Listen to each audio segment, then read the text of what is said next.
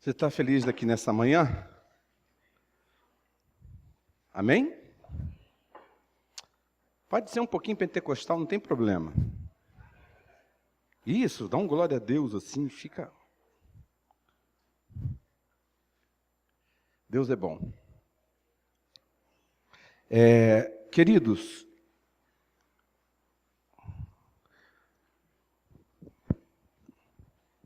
o Aline, sua mãe está aí, não? Não está, né? Então vamos dar o desconto assim. Tirando que hoje é aniversário da Rose, né, Agostinete, mas hoje é um dia interessante. É um dia que... Obrigado. É um dia que cheira aquelas flores de velório, né? É um dia com cheiro de vela. É um dia com cheiro de vela, não é verdade? Finados. Dia 2 de novembro é considerado o Dia dos Mortos. Na verdade, eu prefiro me incluir num próximo dia que está por vir, que é o Dia de Todos os Santos, né? Onde todos nós fazemos parte como salvos por Jesus. A palavra de Deus diz isso. Mas é interessante nós refletirmos um pouco sobre isso, e principalmente quando nós estamos diante dessa mesa. Porque, na verdade, não há como você olhar para essa mesa e não pensar em morte. Na verdade, tudo aquilo que Jesus Cristo falou e ensinou, de alguma forma, Ele abre os nossos olhos para enxergarmos que aquilo... Obrigado. Que aquilo que nós... aquilo que essa mesa simboliza, passa pela morte. Aqui tem um cálice simbolizando o sangue. Aqui tem o pão e a palavra de Jesus dizendo que é o corpo dele, que foi pregado na cruz em nosso lugar. Mas apesar de falar de morte, e até mesmo o próprio mandamento que ele nos deu, para que repetíssemos esse ato, todas as vezes que nos reuníssemos, tinha um propósito. Ele falou assim, olha, vocês anunciam a minha morte. Só que, na verdade, a gente tem sempre repetido isso, que enquanto celebramos a ceia do Senhor, nós anunciamos a morte, sim, não há como fugir disso. Mas nós celebramos o quê? A vida. A vida. Então, de certa forma, o grito dessa mesa nessa manhã, mais do que um grito de morte, mais do que um lamento sobre a morte, é uma proclamação de vida. A gente estava dando uma olhadinha a respeito do dia de finados, né? E esse dia foi instituído com o propósito de homenagear as pessoas falecidas, né? Alguns até dizem que é para celebrar a vida eterna daqueles que se foram. Só que eu não sei se a gente consegue enxergar isso em tudo que acontece em torno desse dia. Porque ao contrário dessas propostas de celebração da vida eterna, por exemplo, o que nós vemos é uma supervalorização da morte e a potencialização da tristeza. Eu não estou aqui minimizando as dores que cada um de nós aqui sente por termos nos despedidos, às vezes, de forma até precoce dos nossos queridos e amados. Não é verdade? Porque a morte, ela traz isso, ela traz essa coisa da separação, e dói. Mas eu creio que nós devemos concordar que nós não precisamos de um dia para poder lembrar da dor, da despedida, da dor da separação, porque ela está conosco todos os dias. A minha mãezinha foi-se há mais de 30 anos. Sinto saudade dela até hoje. Ela era bem gordinha, mais que eu, assim, era fofinha de abraçar. Era bom recostar nela, assim, de tão fofinha que ela era. E ela muito doce, querida, mas quando ela precisava ser firme, era firme. Lembro de tudo isso. Aperta o meu coração ela não ter visto que eu me tornei um pastor. Aperta o meu coração ela não ter conhecido os meus filhos. A saudade fica. Mas às vezes a vida da gente, levada até por essa questão de mercado, né? Porque nessa época, nesse dia, vende-se tantas flores, vendem-se tantas velas, tantas coisas. O comércio está por trás de tudo isso. Mas o fato é que lidar com a morte não é algo muito fácil. Daqui a pouco a gente vai comer esse pão, daqui a pouco a gente vai beber esse cálice. E essa celebração, ela nos faz lembrar da graça de Deus. Você concorda? De uma forma maravilhosa, sem que eu pudesse provocar algo. O Senhor vem até a minha vida com salvação. E esse ato aqui, por mais que envolva a morte, ele sempre aponta para a vida. E se você for pensar, ficar ruminando a dor e a morte pode apagar no nosso coração até mesmo a esperança. E essa mesa, ela fala exatamente ao contrário. Mesmo mencionando a morte, ela lança a luz sobre a vida. Porque o propósito do Senhor é fazer brotar dentro de nós a esperança, nos fazer olhar para frente e dizer, olha, a morte não tem a última resposta. Não é a morte que define o fim. Como nós vemos lá em Hebreus 2, 14, 15, diz assim, portanto, visto que os filhos são pessoas de carne e sangue, ele também participou dessa condição humana para que por sua morte derrotasse aquele que tem o poder da morte, isto é, o diabo, e libertasse aqueles que durante toda a vida estiveram escravizados pelo medo da morte. A morte é assustadora, não é? Porque a morte, assim, ela encerra etapas. Por mais que você seja crente em Jesus Cristo, você não sabe exatamente como as coisas vão acontecer, e a gente gosta de saber onde a gente vai dar o próximo passo. Para aqueles que não têm essa esperança que nós temos, a coisa fica mais complicada, porque é um ponto de interrogação. Alguns definirão, acabou tudo, equivocadamente. Outros dizendo, olha, eu vou, mas eu volto para poder resolver, as pendências ficaram para o passado. Mas todo esse equívoco, ele gera insegurança e dor.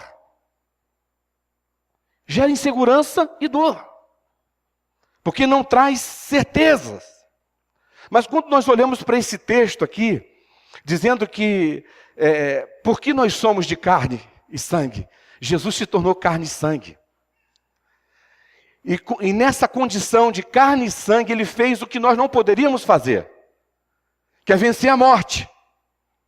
Ele venceu aquele que tem o poder da morte. Está falando de morte definitiva, de separação de Deus, que é o diabo. Foi vencido.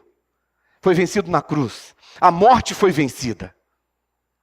E quem realizou essa façanha não é qualquer um. As próprias escrituras aqui o chamam de autor da vida. E esse autor da vida, lá em João 10:10, diz assim, eu vim para que tenham, o quê? Vida. E a tenham de forma modesta. Em abundância, vocês estão comigo, né?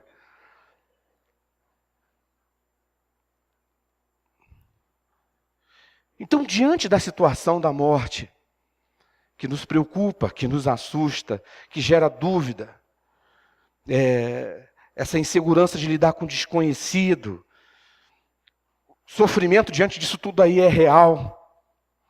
Mas para aqueles que receberam o dom da vida, a morte será apenas uma passagem. Não significa o fim. A morte não precisa ser celebrada. Ela deve ser tratada com naturalidade, como Paulo falou. Olha, para mim, o viver é Cristo. E o morrer é lucro. Lembra que eu já coloquei aqui algumas impressões que eu tenho sobre aquele cântico, Rompendo em Fé? Se diante de mim não se abrir o mar, Deus pode abrir o mar? Pode. Deus vai me fazer andar por sobre as águas. Deus pode me fazer andar por sobre as águas? E se Ele não fizer? Ele pode me dar um barco. E se Ele não quiser me dar um barco, Ele pode me dar uma boia. Se Ele não quiser, Ele pode pôr alguém do outro lado e jogar uma corda para mim. Se Ele não quiser, Ele pode me ensinar a nadar. Mas se eu morrer, é lucro. Não é isso que Paulo diz? Porque nós não temos medo da morte. Nós não temos medo da morte. Porque a morte não é a última resposta. Nós mencionamos a morte, nós anunciamos a morte aqui com essa mesa, mas celebramos a vida. Porque a nossa vida não é refém dessa morte que nós conhecemos. Lá em 1 Tessalonicenses capítulo 4, de 13 a 16, diz assim: irmãos, não queremos que vocês sejam ignorantes quanto aos que dormem, para que não se entristeçam como os outros que não têm esperança. Se cremos que Jesus morreu e ressuscitou, cremos também que Deus trará, mediante Jesus e com ele, aqueles que nele dormiram. Dizemos a vocês pela palavra do Senhor que nós, os que estivermos vivos, eu quero ver a turma pentecostal que tem aqui.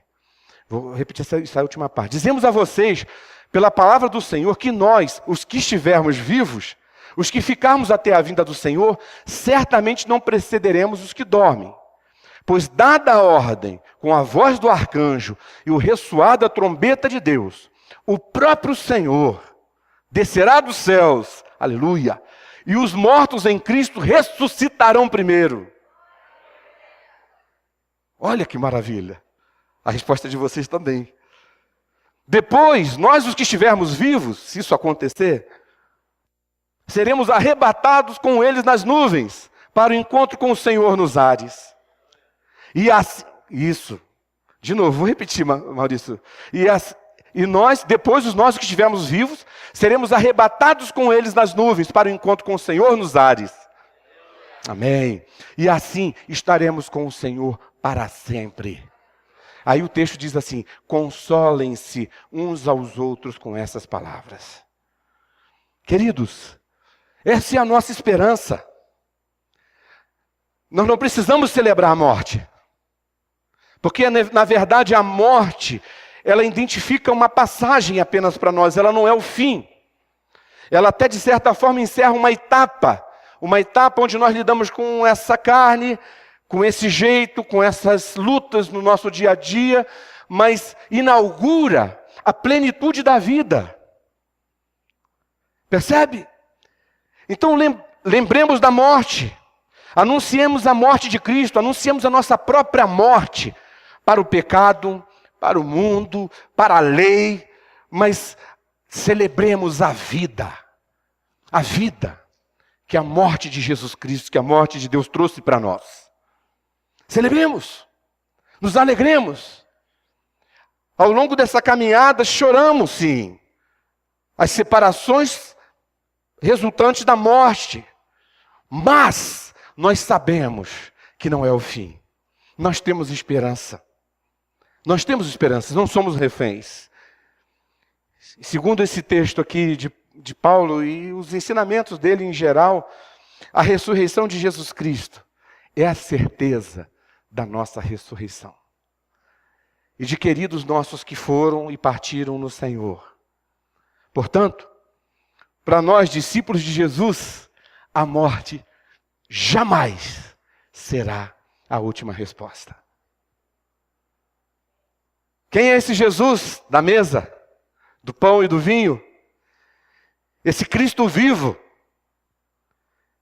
e presente conosco aqui, ele é o comunicador perfeito e permanente da vida. É ele, perfeito e permanente, mesmo em circunstâncias de morte.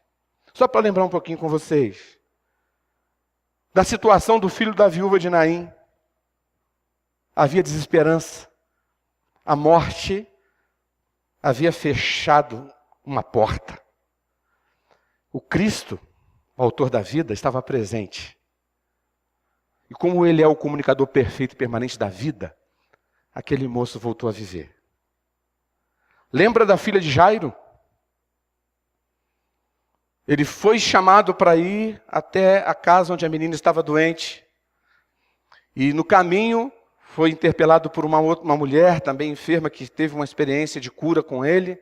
E ao chegar lá, algumas pessoas já estavam falando: não incomode mais o mestre. A menina morreu.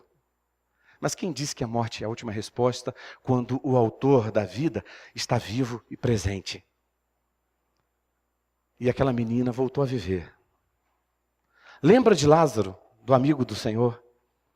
As irmãs já tinham falado: olha, Ah, Senhor, o Senhor é tão maravilhoso. Se eu tivesse aqui, isso não teria acontecido com o meu irmão. A morte não tem a última resposta, mesmo depois de 3 dias de sepultura lacrada. Porque Jesus Cristo, o Cristo vivo e presente aqui conosco, Ele é o Senhor da vida. E por isso, ao celebrarmos essa mesa, se de alguma forma existem áreas da tua vida cheirando morte, cheirando defunto, cheirando cemitério, porque às vezes tem áreas da nossa vida que vão ficando assim, que vão morrendo. É o nosso relacionamento com Deus, é o nosso relacionamento familiar, é o nosso relacionamento com a igreja do Senhor, é uma série de coisas que vai ficando amortecido, apodrecendo, porque às vezes contamina com tanto lixo. Mas ainda que haja essa condição, eu queria dizer para você que há esperança para nós. Essa mesa aqui é o grito de vida que você precisava nessa manhã. É o grito de vida que eu preciso nessa manhã. Eu não sou refém da morte. Eu não preciso celebrar a morte. Eu celebro a vida. Amém? Hoje, ao celebrarmos a ceia do Senhor, vamos lembrar da morte do nosso Senhor. Vamos lembrar da nossa morte. Quando você recebe Jesus como Senhor da tua vida, você morreu. Para o pecado, para o mundo, para o seu eu, e agora vive para Ele. Então você pode anunciar isso. Quando você comer esse pão, você pode mastigar. E pão bom. E pão bom. Que me tirou da morte. E que me trouxe para a vida. Quando você beber o cálice, se emocione com o preço que foi pago. Mas o fato é, você não é um morto, um zumbi andando sobre a terra. Você está vivo. Porque o Cristo que subiu na cruz no seu lugar trouxe vida perfeita e permanente para você. Amém? E fica aqui o meu conselho de amigo para aquelas pessoas que ainda não entenderam talvez isso. E que ainda não fizeram uma entrega das suas vidas a Jesus. Que você nessa manhã, você possa refletir sobre isso e tomar esse posicionamento. O que você quer? Se eu for perguntar, vida ou morte? É claro que você, como uma pessoa inteligente que é, vai dizer assim, eu quero vida e muita vida. Mas a vida só é experimentada quando a nossa vida escolhe Jesus. Quando vai na direção dele. Tudo fora dele é morte. Quando vamos na direção dele, o que nós experimentamos é vida. Então, quando nós pecamos, nós estamos se alimentando de morte. Nós não estamos livres disso. Quem pecou essa semana? Só eu? Ah, bom, um monte de gente pecou, a gente peca. Só que a gente pode confessar, lembra? No começo desse culto a gente falou sobre isso, e Deus limpa e purifica o nosso pecado. Mas a grande questão é o seguinte, que quando você ouve esse chamado que você está ouvindo agora de Jesus dizendo assim, ó, eu tenho vida para você, e você diz, sim, consciente de que você não está escolhendo uma religião, que você está escolhendo a vida. A vida. Tudo muda. O cheiro de cemitério vai embora. Vai embora. E o que vai ficar aí é um perfume gostoso da presença do Cristo vivo. Amém? Vamos orar?